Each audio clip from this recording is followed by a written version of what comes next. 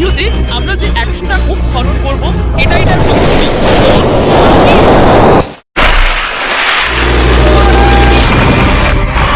দারুণ! আপনি মাত্র দেখলেন কিভাবে কেনিয়া একটা ছোট গ্রাম অতি অল্প সময়ে পরিষ্কার পানির সুবিধা পেল।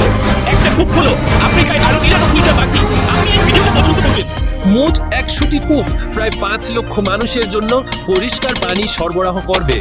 এখানে কিছু কূপ খনন করার পর আমরা দক্ষিণে নাইরির স্কুলে গিয়েছিলাম।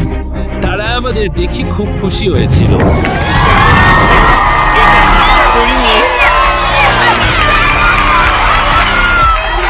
আমাদের স্বাগত জানানোর জন্য জানি না কিভাবে প্রতিক্রিয়া দিব।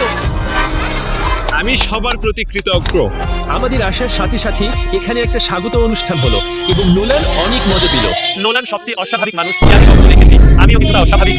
স্কুলটি ঘুরে দেখার পর হ্যাঁ, আসুন একজন অতিথি। কেমন আছেন? আপনার দিনটি ভালো কাটছে তো?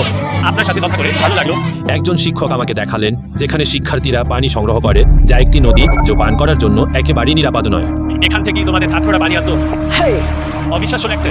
হ্যাঁ, ছাত্ররা পেট খারাপ, টাইফয়েডের মতো সমস্যার অভিযোগ করত, কারণ এই পানি আমরা ব্যবহার করতাম। আমরা ঠিক করার চেষ্টা করতাম, কিন্তু দেখতেই পাচ্ছ জীবনের তো চলতেই হয়, একভাবে পানির ব্যবস্থা করতেই হবে। এই পরিস্থিতি সত্যিই খুব দুঃখজনক। এই শিশুদের জীবন সীমাবদ্ধ হচ্ছে এবং কখনো কখনো শেষ হয়ে যাচ্ছে অনিরাপদ পানি খেয়ে। কিন্তু অন্তত এই গ্রামের জন্য আমরা আজই এর অবসান ঘটাবো। আমি মনে করি না যে এই টয়লেটটা আমার মতো বড় মানুষের জন্য উপযুক্ত। আমি খুব বড় মানুষ। চল দেখি কোথাও পানি পাওয়া যায় কিনা।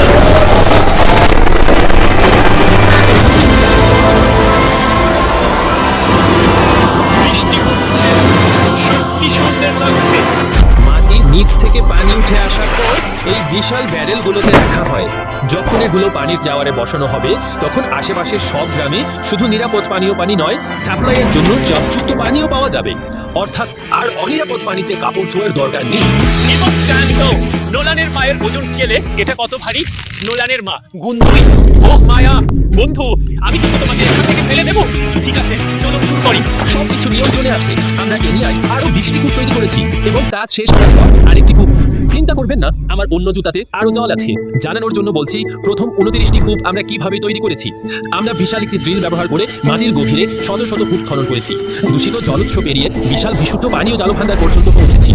এরপর আমরা পাইপ স্থাপন করেছি যাতে পুরো আফ্রিকা জুড়ে মানুষ এই নাইডিরির মতো কল থেকে জল পেতে পারে। দেখি এর স্বাদ কেমন। জালের মতো। এই 5 গ্যালন ড্রামটি ভারতে আমার প্রায়